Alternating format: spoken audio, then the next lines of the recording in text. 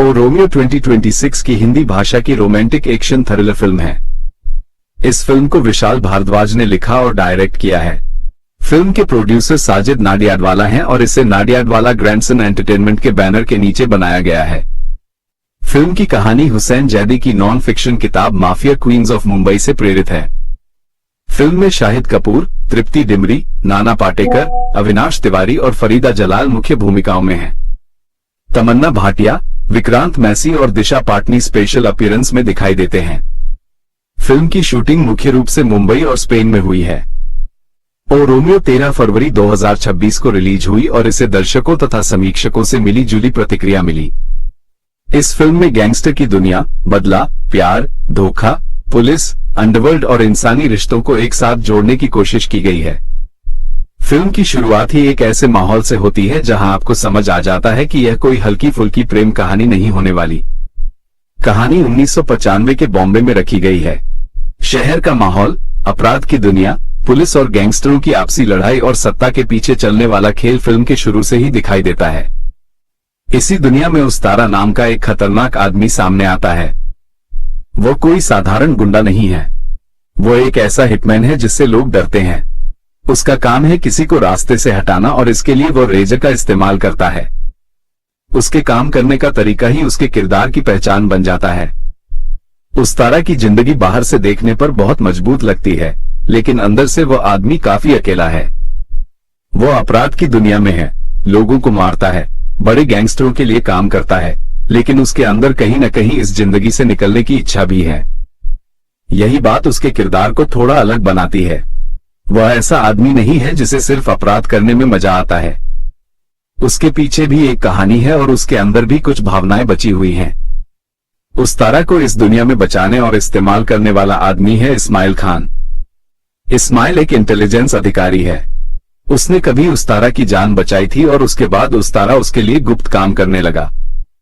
यहां से दोनों का रिश्ता सिर्फ अधिकारी और आदमी का नहीं रह जाता। इसमें एहसान भी है, भरोसा भी है और जरूरत भी है। इस्माइल जानता है कि उस्तारा कितना खतरनाक है और उसका इस्तेमाल किस तरह किया जा सकता है।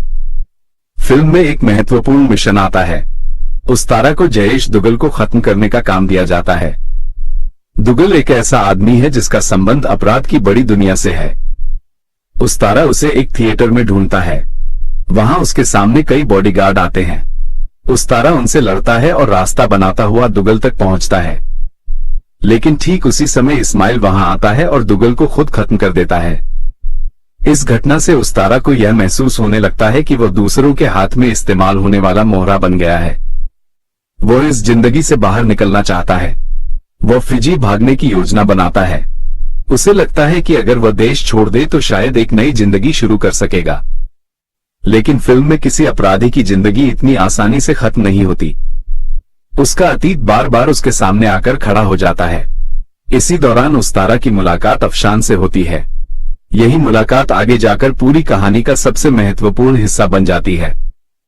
अफशान एक विधवा है। उसके जीवन में भी बहुत दर्द है। वो किसी साधारण जिंदगी की तलाश में नहीं है।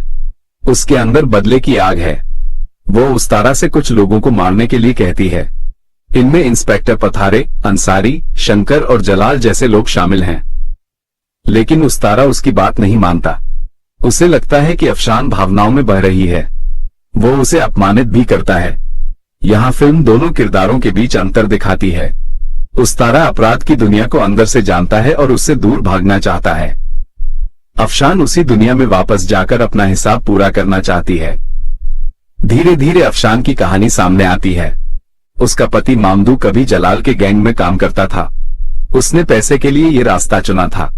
अफशान चाहती थी कि वह इस दुनिया को छोड़ दे। मामदू ने कोशिश भी की, लेकिन शंकर और पथारे ने उसे मार दिया। उसके बाद अंसारी ने झूठे सबूत बनाकर मामदू को ही अपराधी साबित कर दिया। पथारे को ईमानदार पुलिस अधिकारी जैसा दिखाया गया। अफशान के लिए यह बहुत बड़ा अन्याय था।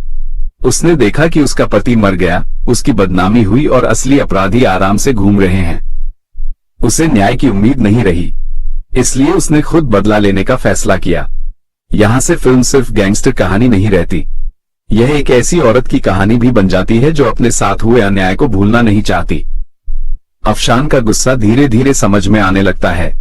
वो जो कर रही है वो सही है या गलत, यह अलग बात है, लेकिन उसके पीछे का दर्द साफ दिखाई देता है। एक मौके पर अफशान उस्तारा की बंदूक चुरा लेती है और पथारे को मारने की कोशिश करती है। उसकी कोशिश सफल नहीं होती।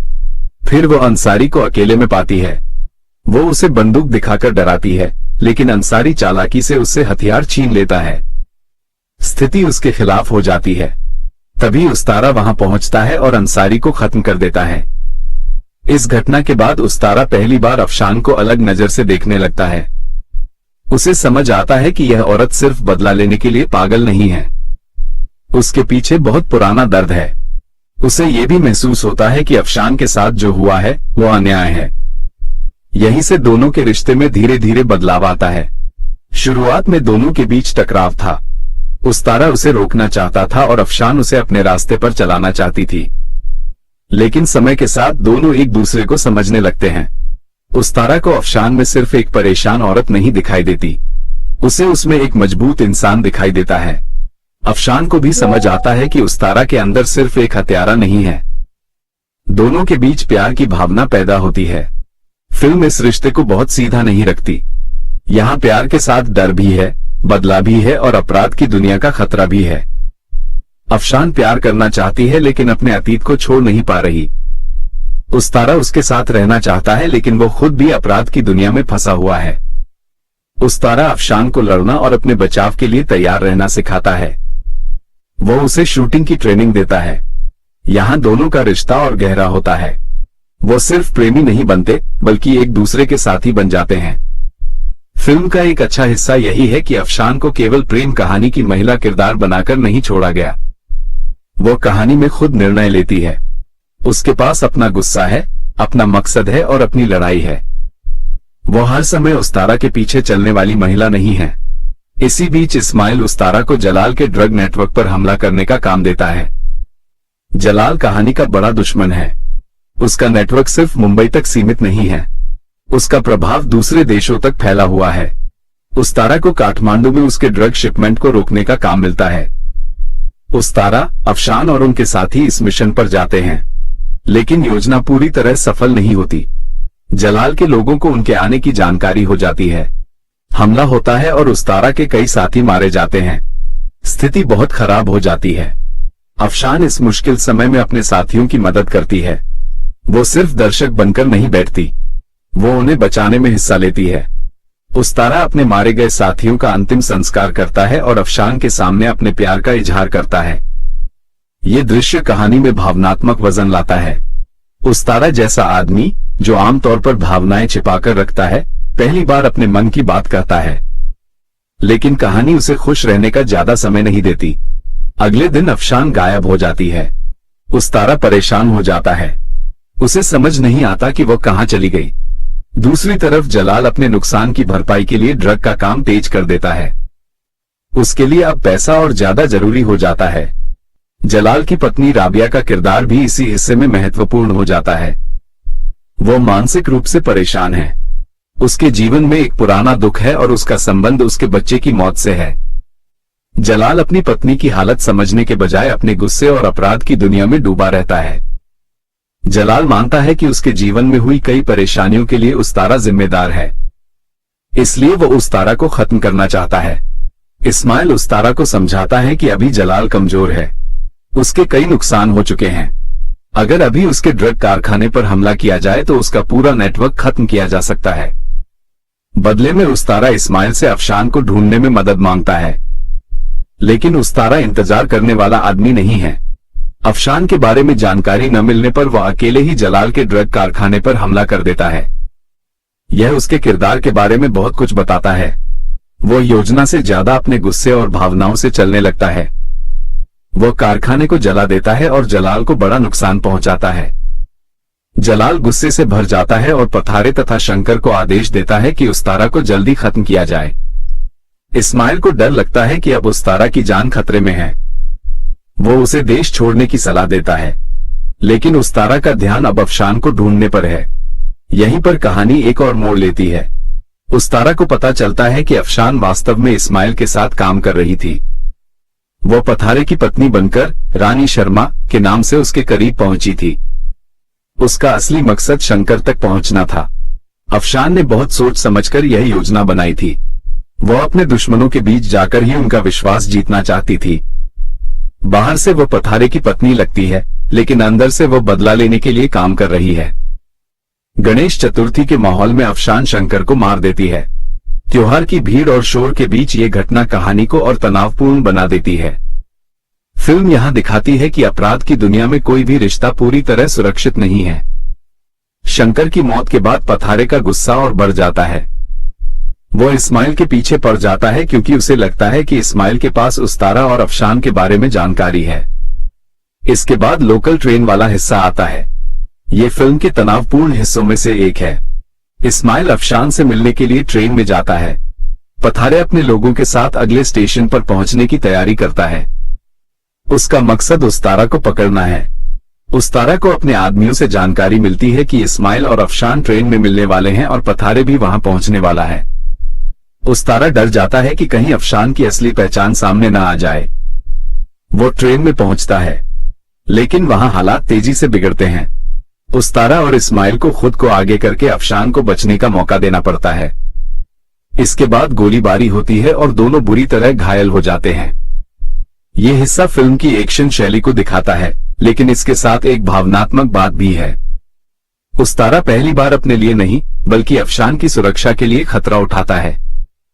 उसके लिए अब अफशान सिर्फ बदला लेने वाली महिला नहीं रह गई है, वो उसकी जिंदगी का सबसे महत्वपूर्ण हिस्सा बन चुकी है।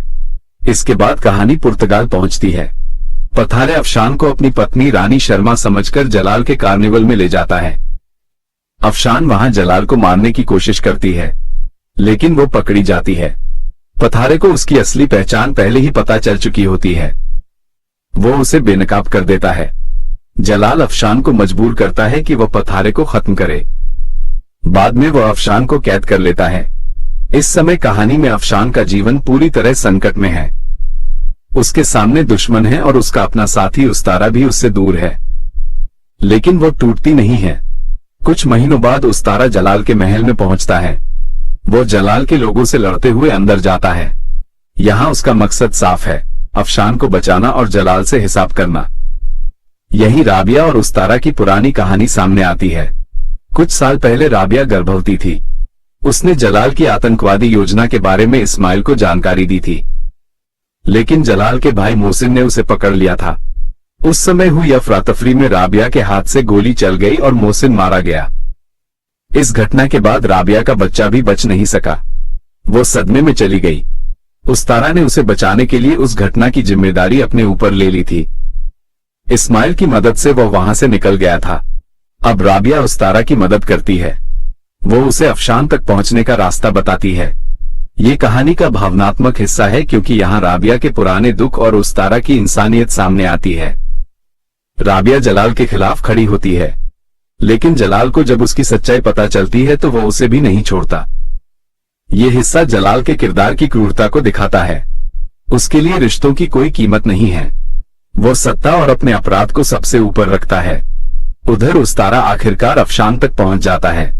दोनों फिर से मिलते हैं, लेकिन उनके सामने आखिरी लड़ाई बाकी है। उस्तारा और उसके साथी जलाल के लोगों से भिड़ते हैं। लड़ाई उन्हें जलाल के अखाड़े तक ले जाती है। आखिर में उस्तारा और जलाल आमने सामने होते हैं। ये मुकाबला सिर्फ दो अपराधियों की लड़ाई नहीं है, ये पूरी कहानी के दो अलग अलग रास्तों की लड़ाई भी है। उस्तारा अपराध की दुनिया से निकलना चाहता था, लेकिन बार बार उसी दुनिया में वापस धकेला गया। जलाल उस दुनिया को अपनी ताकत समझता है और छोड़ना नहीं चाहता। दोनों के बीच लड़ाई होती है। उस्तारा जलाल को बुरी तरह घायल कर देता है। आखिरकार अफशान तलवार से जलाल की जिंदगी खत्म करती है। यह अंत इसलिए महत्वपूर्ण है क्योंकि पूरी कहानी में अफशान अपने पति की मौत का बदला लेने के लिए लड़ रही थी। अंत में उसका सबसे बड़ा दुश्मन उसी के हाथों खत्म होता है। फिल्म का आखिरी हिस्सा अपेक्षाकृत शांत है। अफशान अपनी पुरानी हिंसक जिंदगी से आगे बढ़ने का फैसला करती है। वो अपने पिता की तरह शास्त्रीय संगीत की शिक्षिका बनती है। ये बदलाव बताता है कि कहानी सिर्फ बदले पर खत्म नहीं होती। अफशान आखिर में ऐसी जिंदगी चुनती है जिसमें अपराध नहीं है। दूसरी तरफ इस्माइल अस्पताल में है। वो उस्तारा से कहता है कि जब तक जलाल जैसे ड्रग लॉर्ड खत्म नहीं होते, तब तक उस्तारा को उसके आदेश पर काम करते रहना होगा।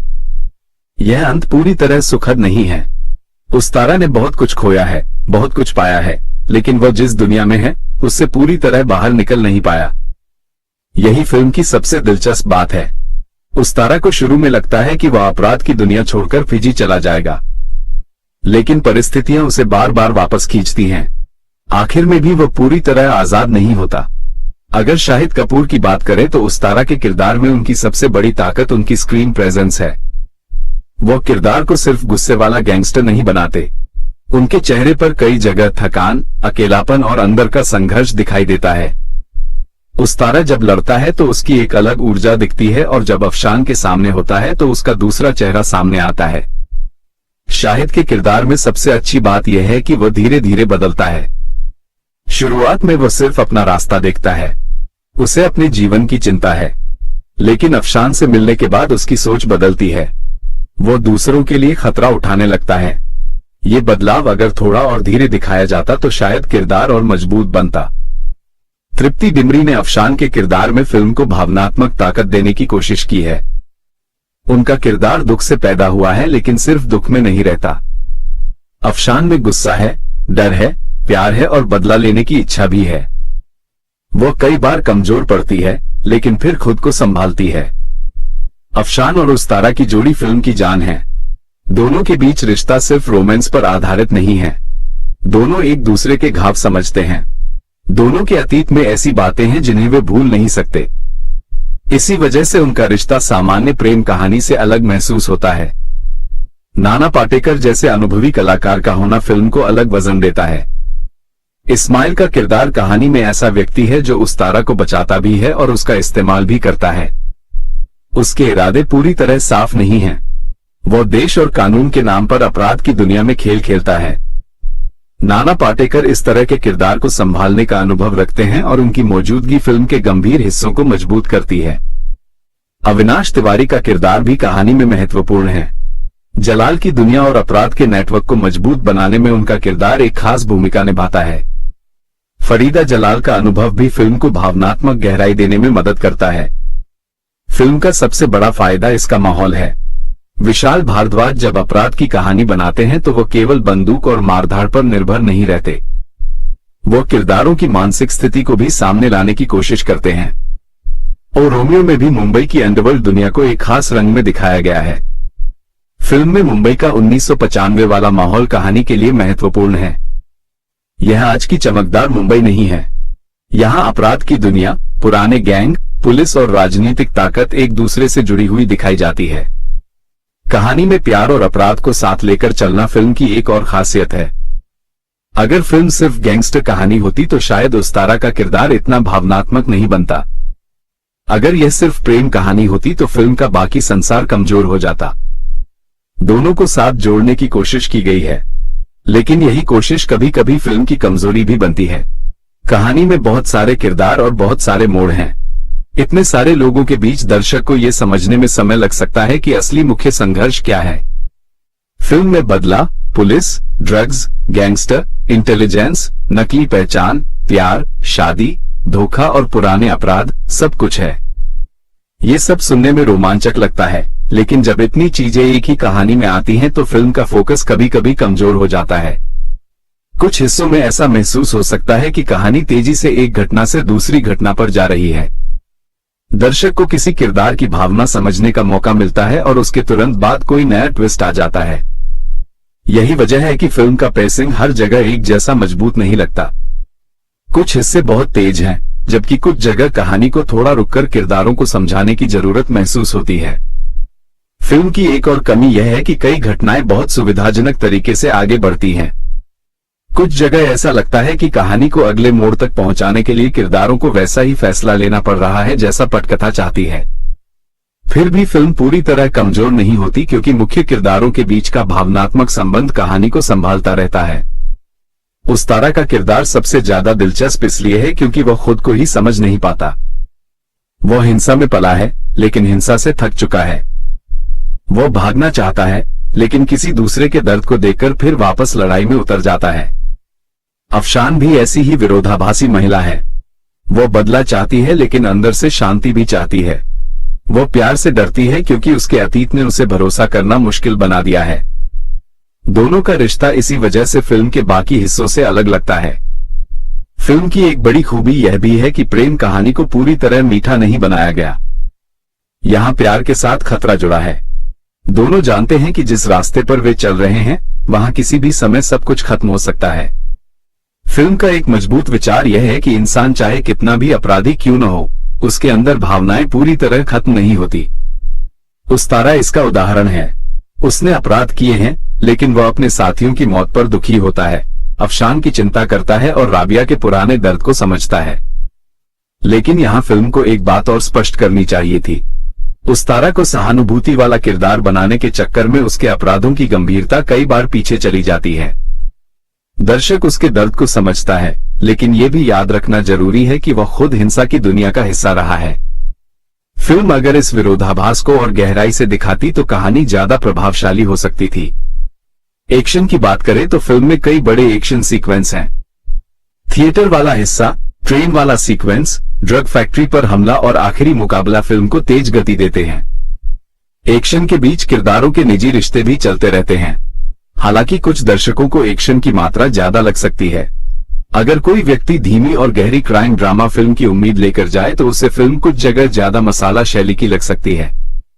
विशाल भारद्वाज की फिल्मों से आमतौर पर लोग संवाद, माहौल और किरदारों की गहराई की उम्मीद करते हैं। और रोमियो में भी यह कोशिश है, लेकिन फिल्म का बड़ा हिस्सा एक्शन और प्लॉट ट्विस्ट पर चलता है। इसलिए यह उनकी सबसे शांत और साहित्यिक शैली वाली फिल्म नहीं लगती। संगीत और बैकग्राउंड स्कोर की बात भी जरूरी है। ऐसी कहानी में संगीत सिर्फ गाने के लिए नहीं होता, उसे किरदारों की स्थिति और फिल्म के माहौल को मजबूत करना चाहिए। फिल्म के रोमांटिक हिस्सों में संगीत भावनाओं को सहारा देता है, जबकि एक्शन वाले हिस्सों में बैकग्राउंड म्यूजिक तनाव बढ़ाने का काम करता है।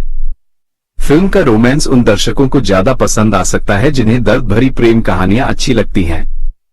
यह कोई सीधी प्रेम कहानी नहीं है जहां दो लोग मिलते हैं, प्यार करते हैं और सब ठीक हो जाता है। यहाँ प्यार के रास्ते में अपराध, बदला और मौत लगातार खड़ी रहती है। अफशान का अंतिम बदलाव फिल्म का अच्छा हिस्सा है।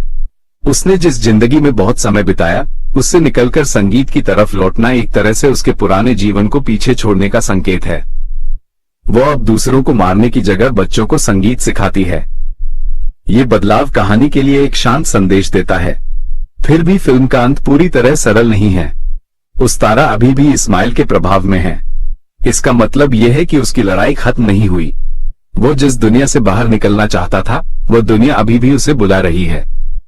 मेरे हिसाब से ओ रोमियो की सबसे बड़ी ताकत इसके मुख्य दो किरदार हैं। अगर उस्तारा और अफशान को हटा दिया जाए तो कहानी के बाकी हिस्से में कई ऐसे तत्व हैं जो दूसरी क्राइम फिल्मों में पहले भी देखे जा चुके हैं। लेकिन इन दोनों के कारण कहानी में भावनात्मक जुड़ाव आता है। फिल्म की दूसरी बड़ी ताकत इसका माहौल और विजुअल टोन है। मुंबई, गैंगस्टर दुनिया, पुराने समय की सेटिंग और विदेशों के लोकेशन मिलकर फिल्म को बड़ा स्केल देते हैं। तीसरी ताकत कलाकारों का काम है। शाहिद कपूर और तृप्ति डिमरी कहानी को संभालते हैं।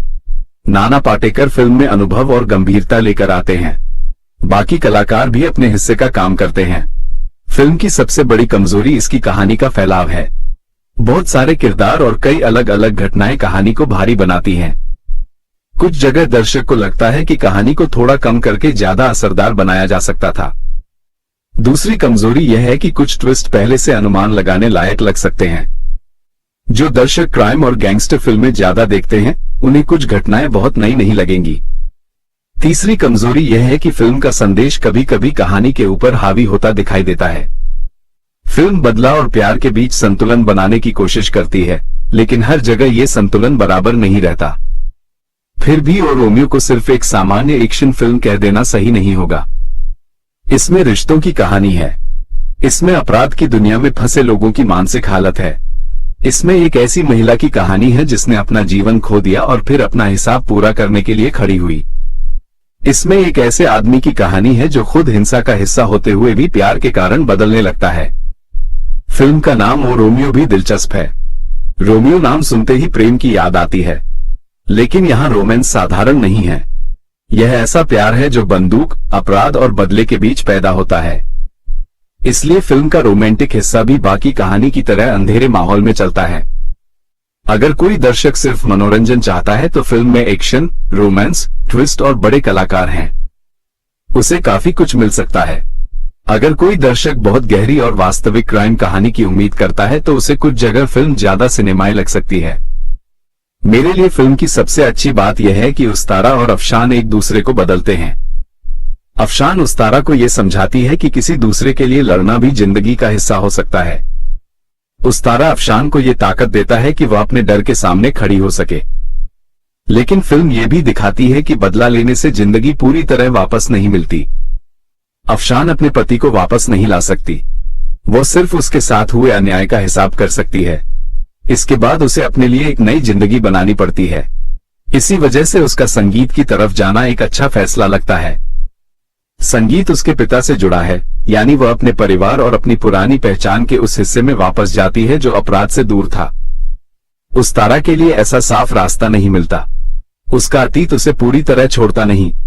यही दोनों किरदारों के अंत का फर्क है। अफशान बदले की दुनिया से निकलकर सामान्य जीवन की तरफ बढ़ती है, जबकि उस्तारा अभी भी उस दुनिया के किनारे खड़ा है। फिल्म की यही अधूरी भावना उसके अंत को थोड़ा कड़वा और थोड़ा उम्मीद भरा बनाती है। कुल मिलाकर ओ रोमियो एक ऐसी फिल्म है जिसमें प्यार है, लेकिन ये सिर्फ प्यार की फिल्म नहीं है। इसमें एक्शन है, लेकिन ये सिर्फ एक्शन फिल्म भी नहीं है। इसमें अपराध है, लेकिन ये केवल गैंगस्टर कहानी बनकर नहीं रह जाती। फिल्म इन सब चीजों को मिलाकर एक बड़ा संसार बनाने की कोशिश करती है। फिल्म की खूबियों में शाहिद कपूर का मजबूत स्क्रीन प्रेजेंस, तृप्ति डिमरी का भावनात्मक प्रदर्शन, नाना पाटेकर की मौजूदगी, विशाल भारद्वाज का निर्देशन, पुराने मुंबई का माहौल, एक्शन सीक्वेंस और उस्तारा अफशान का रिश्ता सबसे ऊपर आते हैं। कमियों में कहानी का जरूरत से ज्यादा फैल जाना, कुछ जगह धीमी या असमान गति, कई ट्विस्ट का बहुत नया महसूस न होना और कुछ किरदारों को पर्याप्त गहराई न मिलना शामिल है। अगर कहानी को थोड़ा ज्यादा कसकर लिखा जाता और कुछ घटनाओं को कम किया जाता तो फिल्म का भावनात्मक असर और ज्यादा मजबूत हो सकता था। लेकिन जो फिल्म सामने आती है उसमें भी कई ऐसे पल हैं जो दर्शक को याद रह जाते हैं। सबसे महत्वपूर्ण बात यह है कि ओ रोमियो अपने मुख्य किरदारों को पूरी तरह अच्छा या बुरा बताने की कोशिश नहीं करती। उस्तारा अपराधी है, लेकिन उसके अंदर इंसान भी है। अफशान बदला लेने वाली महिला है, लेकिन उसके अंदर प्यार और शांति की चाह भी है। इस्माइल कानून की दुनिया से आता है, लेकिन वह भी अपराधियों का इस्तेमाल करता है। जलाल पूरी तरह ताकत और अपराध में डूबा हुआ आदमी है। यही ग्रे एरिया फिल्म को दिलचस्प बनाता है। मेरी नजर में ओ रोमियो उन दर्शकों के लिए ज्यादा सही फिल्म है जिन्हें रोमांस के साथ क्राइम, एक्शन और भावनात्मक ड्रामा पसंद है। ये हल्की प्रेम कहानी नहीं है। इसमें दर्द है, धोखा है, बदला है और हिंसा से भरी दुनिया है। लेकिन इसी अंधेरे माहौल में फिल्म प्यार और इंसानियत की छोटी छोटी जगहें भी खोजती है।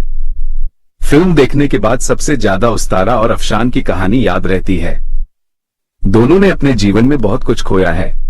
दोनों अलग अलग रास्तों से आए हैं, फिर भी कुछ समय के लिए उन्हें एक दूसरे में वह साथी मिल जाता है जो उनके दर्द को समझ सकता है।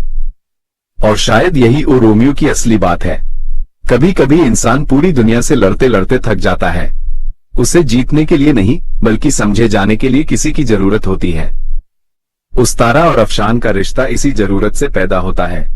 फिल्म की कहानी भले ही अपराध और बदले से भरी हो, लेकिन अंत में ये सवाल छोड़ती है कि इंसान अपने अतीत से कितनी दूर जा सकता है। अफशान अपने अतीत को पीछे छोड़ने की कोशिश करती है। उस्तारा अभी भी उसी रास्ते पर है। शायद इसी वजह से कहानी पूरी तरह खत्म होने के बाद भी उसके किरदारों के बारे में सोचने की जगह बचती है। एक मनोरंजक, भावनात्मक और स्टाइलिश क्राइम रोमांस के रूप में ओ रोमियो में काफी कुछ है।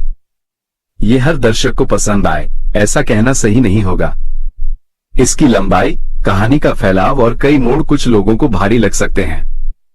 लेकिन अगर आप शाहिद कपूर की गंभीर भूमिका, तृप्ति डिमरी का भावनात्मक किरदार, विशाल भारद्वाज की अपराध वाली दुनिया और प्यार तथा बदले के मिश्रण को पसंद करते हैं, तो ये फिल्म आपको काफी कुछ देने की कोशिश करती है।